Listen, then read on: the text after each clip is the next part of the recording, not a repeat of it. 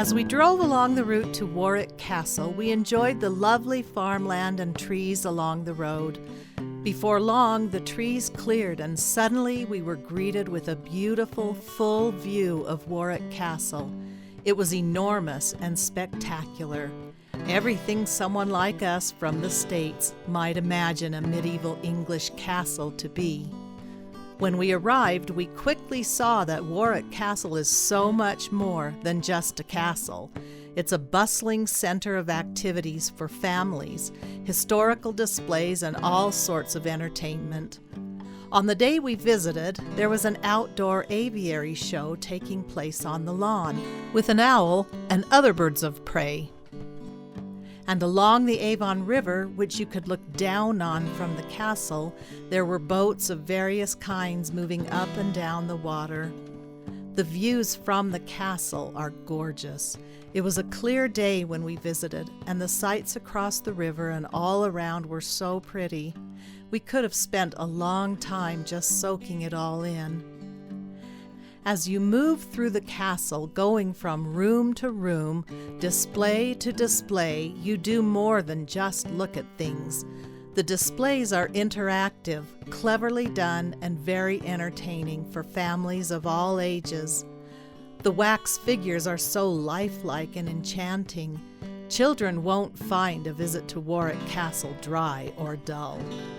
The displays of swords, horses in full battle armor, and knights are expansive and pretty awe-inspiring. The oldest part of the castle is a mound that dates back to William the Conqueror, but it began to be developed in earnest in the 1100s. Ownership has passed from several significant earls to the crown and back again. A few notable people called it their home.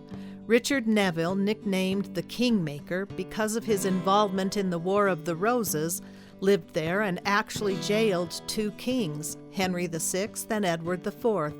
He died at the Battle of Barnet on April 14, 1471. God for King Henry! Later, in 1604, James I gave the castle to Sir Fulk Greville, who spent a fortune restoring it. Sadly, he was then murdered by a servant, and it's said his ghost still haunts Warwick Castle. It was sold in 1998 to the Tussauds Group, and since 2007 it has been managed by the Merlin Entertainment Group.